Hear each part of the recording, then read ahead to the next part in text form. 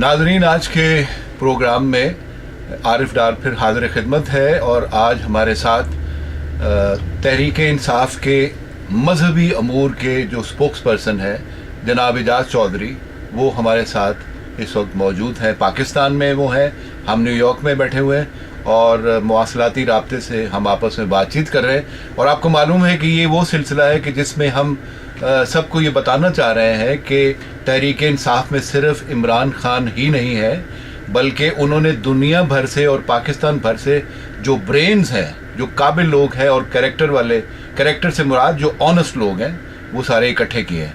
तो मैं अब आज के जो मेहमान हैं जनाब एजाज़ चौधरी साहब, उनको खुशामदीद कहता हूँ। एजाज़ साहब, आपका बहुत शुक्रिया।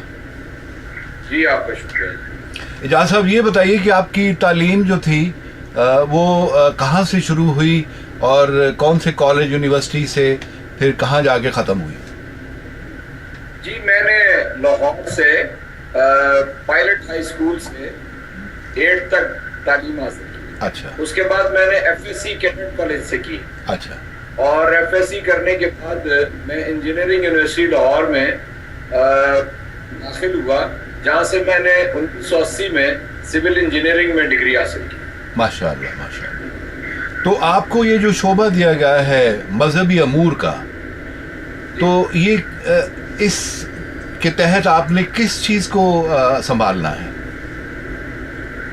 असल में इसका सबब शायद ये है कि मैंने इंजीनियरिंग के बाद यानी दौरान तालीम में स्टूडेंट्स पॉलिटिक्स में था और स्टूडेंट्स पॉलिटिक्स भी वो इस्लामी में तलबा की थी। उसके बाद मैंने लगभग 30 बरस जो है जमात इस्लामी में गुजारे हैं। तो मैं आज से ठीक 4 साल पहले जमात इस्लामी को छोड़कर तो तहरीक इंसाफ में शामिल हुआ था।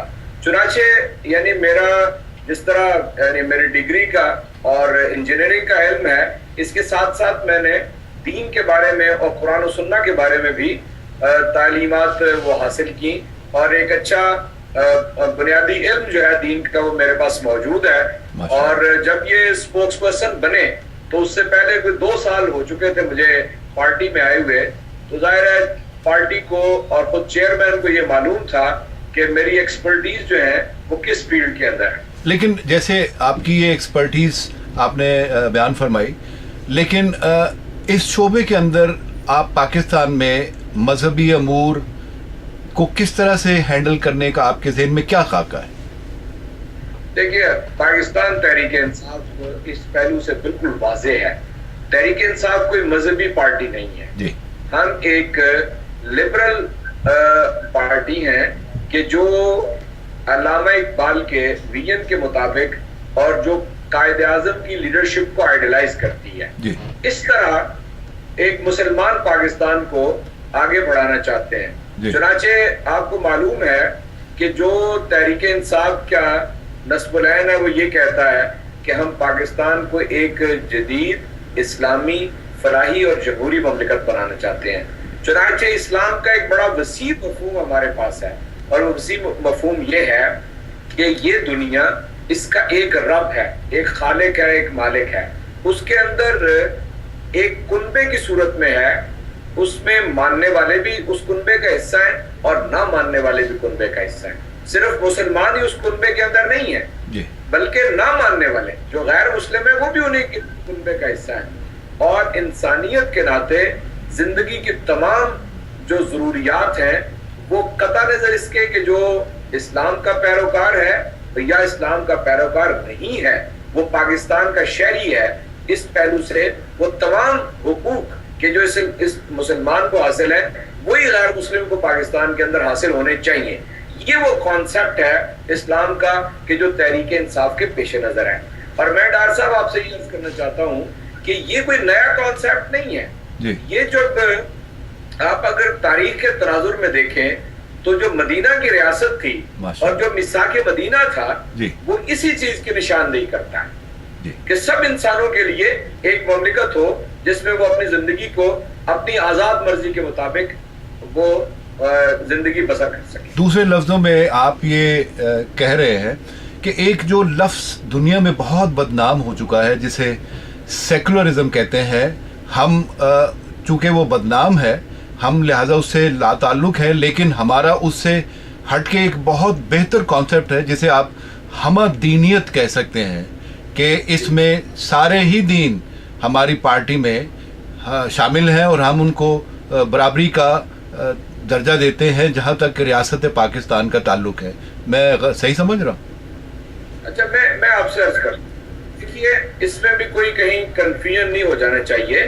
پاکستان کا جو موجودہ آئین ہے یہ بڑی ٹھیک تشریح کرتا ہے کہ یہ پاکستان کیسی ریاست ہے، اس میں کوئی ابہام نہیں ہے. اب اس کو زیادہ واضح سمجھنے کے لیے میں یہ سمجھتا ہوں کہ ہم سیکولر پارٹی تو قطعاً نہیں ہے. ہم ان معنوں میں لبرل ہیں کہ اس میں مسلمان بھی شامل ہیں، اس میں مسیحی بھی شامل ہیں، اس میں دیگر مذاہب کے لوگ بھی شامل ہیں، اور ہم اس کو ایک اعتدال کے راستے کے اوپر ملک کو لے کر چلنے والی پارٹی ہیں. قریب ترین مثال اگر اس کی آپ سمجھنا چاہیں تو ترکی کو موجودہ حالات کے اندر ایک ماڈل کے طور پہ ہم بیان کر سکتے ہیں. جی، تو اب یہ آپ نے یہ بھی ایک شعبہ جو ہے آپ کے ذمہ لگایا گیا ہے، وہ ہے جنوبی پنجاب کے جو اضلاع ہیں ان کے اندر آپ نے تحریک انصاف کی ساری ذمہ داریاں سنبھالی ہوئی ہیں. اس کے بارے میں کچھ ہمیں بتائیں گے؟ ہاں جی، میں عرض کرتا ہوں. یہ جو جنوبی پنجاب ہے، آپ کو معلوم ہے کہ پورے ملک میں ہی اور بالعموم اور پنجاب کے اندر بالخصوص یہ سب سے پسماندہ علاقے ہیں. جی، تعلیم کے اعتبار سے پسماندہ ہیں اور معیشت کے اعتبار سے پسماندہ ہیں. اور اس کا ایک پہلو یہ ہے کہ بڑے بڑے لینڈ ہولڈنگ جو ہیں اور بڑے بڑے جاگیردار جو ہیں اور بڑے بڑے جو سردار ہیں وہ اسی جنوبی پنجاب کا حصہ ہیں. جی. اور اس میں شہر جو ہیں وہ یعنی چھوٹے ہیں اور جو کم ہے، جس طرح کہ لاہور یا کراچی یا اسلام آباد کی طرح ہے. یہاں بڑے سے بڑا شہر جو ہے وہ ملتان ہے. جی. بہاولپور ہے. جی. باقی جو ہے زیادہ ایگریکلچر جو بیک گراؤنڈ جو ہے اس علاقے کی ہے. جی. چنانچہ یہ ذرا نسبتاً مشکل علاقہ تھا پاکستان تحریک انصاف کا کام کرنے کے لیے، لیکن میں پوری ذمہ داری سے یہ بات آپ کو کہتا ہوں. پہلے نمبر پہ بات تو یہ کہ یہ جو کانسیپٹ ہے کہ تحریک انصاف شہروں کی پارٹی ہے، جی، یہ جنوبی پنجاب کے اندر کام کرنے والے لوگوں کو معلوم ہے کہ یہ سب سے پاپولر پارٹی ہے جنوبی پنجاب کی. آپ اس کے دیہات ہوں، اس کے دور دراز علاقے ہوں، سب جگہ عمران خان جو ہے وہ ایک سب سے زیادہ پاپولر لیڈر ہے. اور تحریک انصاف کے یونٹس جو ہیں ان 11 اضلاع کے اندر ہر جگہ پہنچ چکے ہیں، ہر جگہ جلسے اور جلوس ہو چکے ہیں. اس لیے آپ کو معلوم ہے گزشتہ سال اس جنوبی پنجاب کے 11 ضلعوں میں سے 6 ضلع ایسے تھے جو سیلاب کے نتیجے میں بالکل تباہ و برباد ہو گئے. جی. اور اس میں تحریک انصاف نے ریلیف کا کام کیا. جی. آئی کے ایف نے ریلیف کا کام کیا. اس کے نتیجے میں تحریک انصاف کی نچلی سطح تک، عام آدمی تک پذیرائی ہوئی. اور اس کے علاوہ جو پیغام ہے تحریک انصاف کا کہ جو انصاف پہ مبنی ہے، جی، جو یہ ہمیں بتاتا ہے کہ اس ملک کی جو 2 بڑی پارٹیاں ہیں، جی، جو 3 4 مرتبہ حکمران رہی ہیں، جی، وہ اس قابل نہیں ہے کہ عام آدمی کی زندگی کے مسائل جو ہیں وہ حل کر سکیں. جی. جنوبی پنجاب کے اندر یہ شدت سے احساس پایا جاتا ہے کہ ان بڑی پارٹیوں نے، ان کے لیڈروں نے، جن میں سے اکثریت کا تعلق جو ہے جنوبی پنجاب سے لگا جی رہا ہے، کہ ان کے عوام کے جو مسائل تھے ان کو حل نہیں کر سکے. اس لیے یہ تحریک انصاف کے لیے بہترین موقع ہے کہ جنوبی پنجاب کے اندر وہ کام کرے. اور بہت نمایاں لوگ بھی پارٹی کے اندر آ رہے ہیں، ایم این اے آ رہے ہیں، ایم پی آ رہے ہیں، اور اس کے علاوہ جو تحصیل ناظم، ضلعی ناظم اور اس علاقے کے پڑھے لکھے لوگ وہاں پر اچھی طرح تحریک انصاف کے اندر شامل ہو رہے ہیں، اور ایک بہت ہی اچھی شاندار تنظیم جو ہے وہاں پر موجود ہے. تو آپ کا یہ کہنا ہے کہ جو دیہاتی ہیں جنوبی پنجاب میں جو 11 اضلاع ہیں، اس میں زیادہ تر نوجوان جو ہیں وہ اس میں سرگرم ہیں، یا کہ نوجوانوں سے زیادہ بڑی عمر کے لوگ بھی اس میں بہت زیادہ بھرپور حصہ لے رہے ہیں؟ دیکھیے، میں ایک بات آپ سے عرض کرتا ہوں، جو تو ہمارے ملک کے نوجوانوں کی کیفیت ہے وہ تو آپ یوں سمجھ لیں کہ کوئی نوجوان ہی ایسا ہوگا، لڑکا ہو یا لڑکی ہو، جس کے دل کے اندر تحریک انصاف گھر نہیں کمائیں، عمران خان جن کا لیڈر ہے۔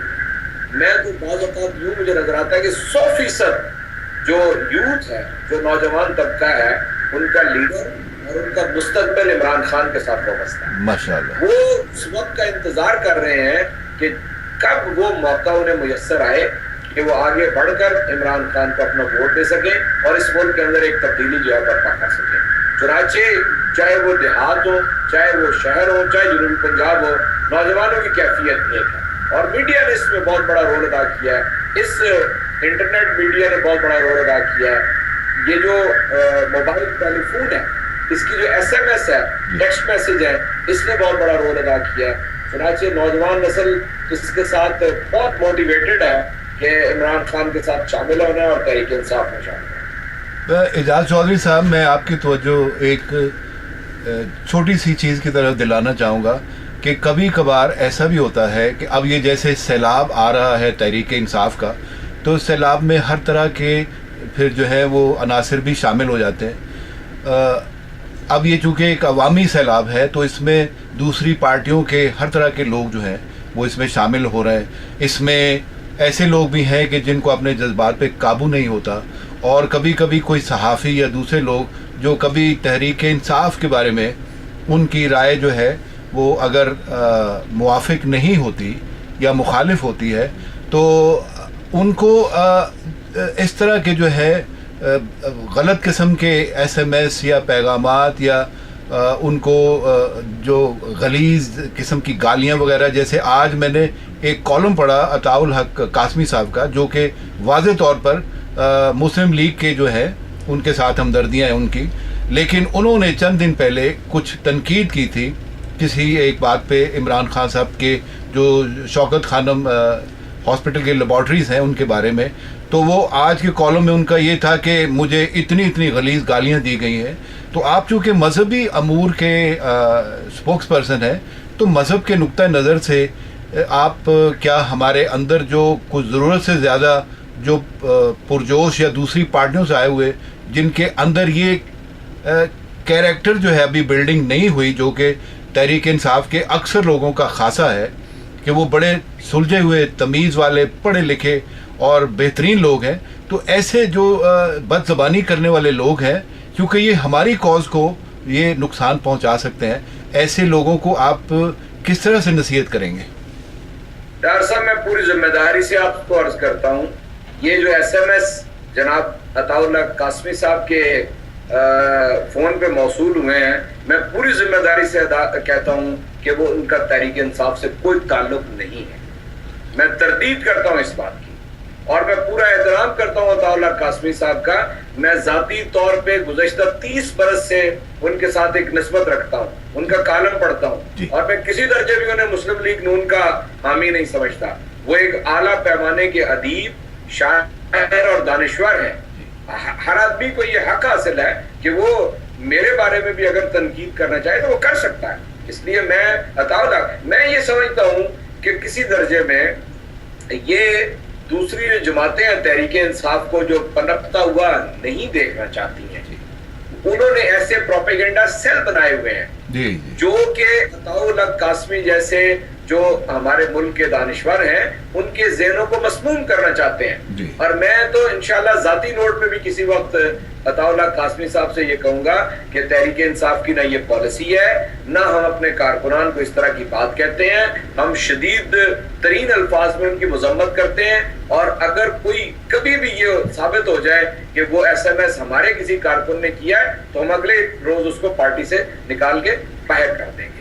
اس میں تو عمومی اخلاق کی بات ہے، یہ کوئی دین تو بالکل کسی صورت میں کسی ایسی بات کو روائی نہیں رکھتا کہ بلا تحقیق کوئی بات آگے کی جائے اور کسی کے ساتھ عامیانہ گفتگو کی جائے کہ سیاست کے اندر ہمارے ہاں تو بے شمار، یعنی خود ملک کی بڑی بڑی پارٹیاں جو ہیں، مسلم لیگ والے MQM کو گالیاں دیتے ہیں اور MQM والے مسلم لیگ کو گالیاں دیتے ہیں۔ ابھی 2 مہینے 3 مہینے پہلے جس طرح ایک دوسرے کے بارے میں انہوں نے حدود کو پھلانگا، پاکستان تحریک انصاف کا کوئی کارکن، کوئی لیڈر اس طرح کی زبان استعمال نہیں کرتا۔ جی، مجھے ایک اور بھی چیز کا خیال آ رہا ہے کہ ابھی پچھلے دنوں جو ذوالفقار مرزا صاحب نے للکارا تھا کسی کو، ایک تنظیم کو، تو ان سے 2-2.5 साल पहले सबसे पहले वो ललकारने वाले तो इमरान खान साहब थे।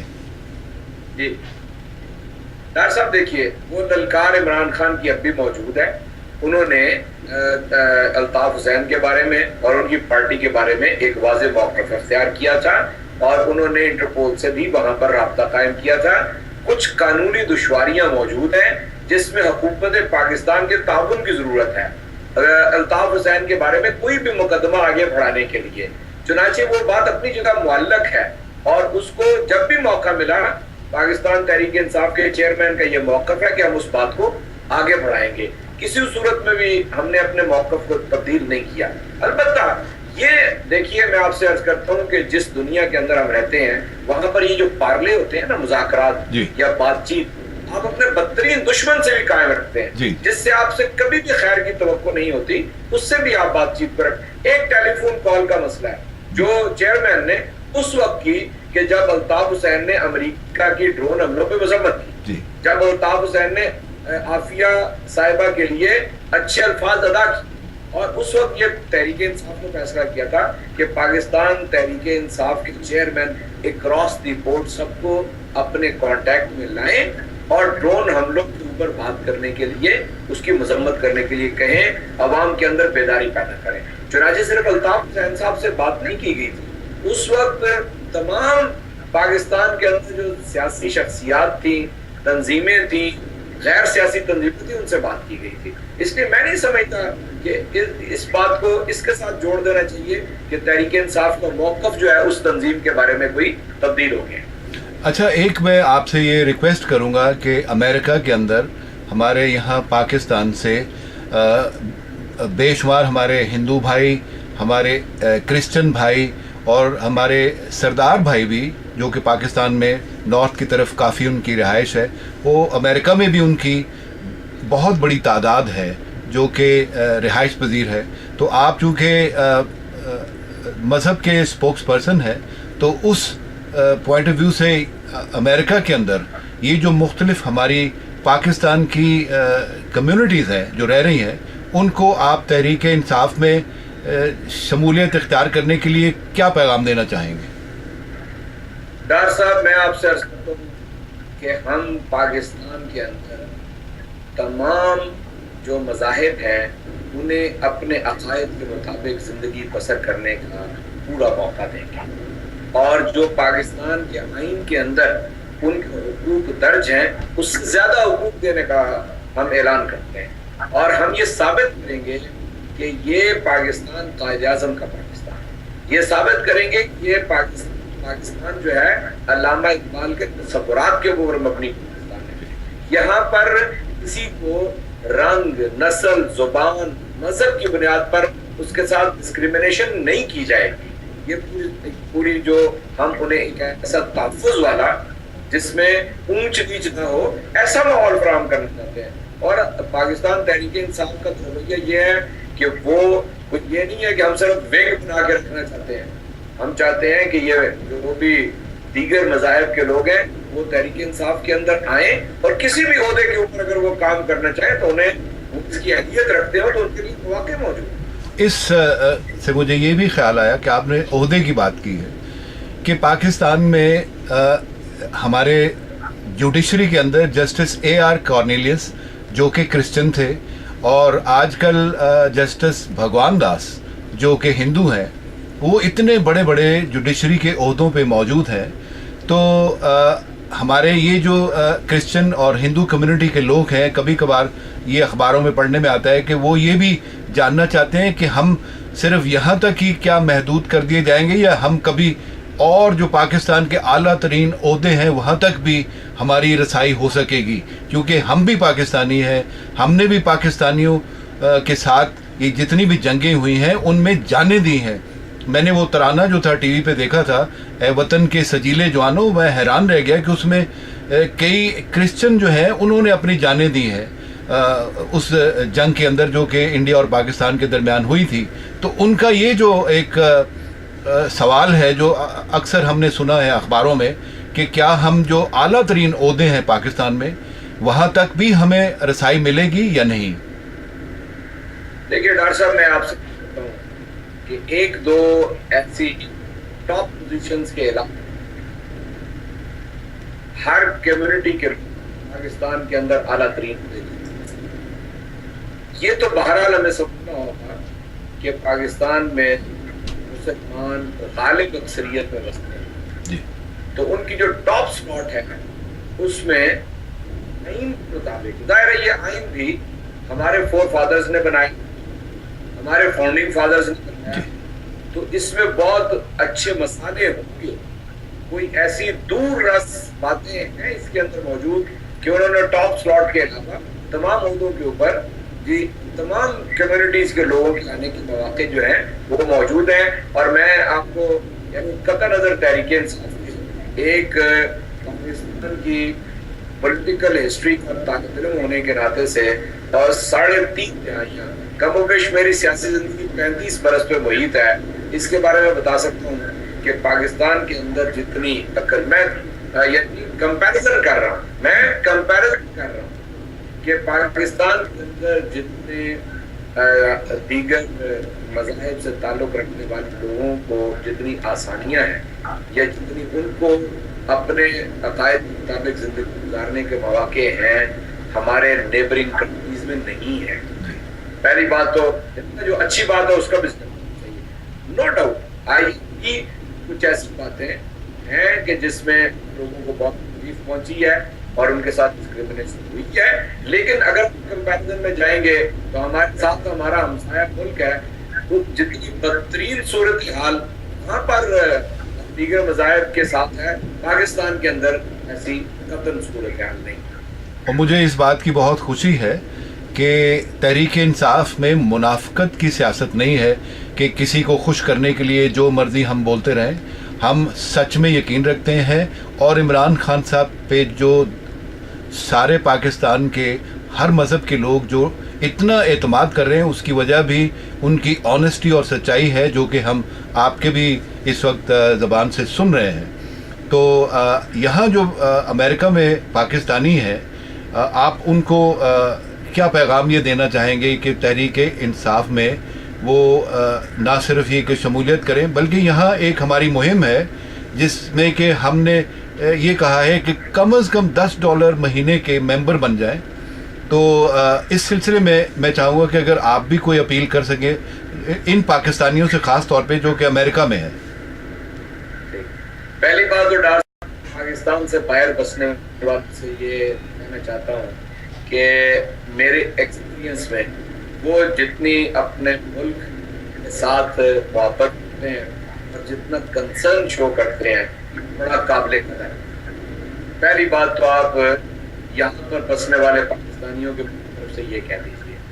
دوسری بات میرا پیغام اس پاکستان کے اندر پاکستانیوں کے لیے اور پاکستان سے پاکستانیوں کے لیے ایک ہی ہے کہ وہ اس جس قدر بھی ممکن ہو سکے اس ملک کی تعمیر و ترقی کے اندر اپنا رول ادا کریں.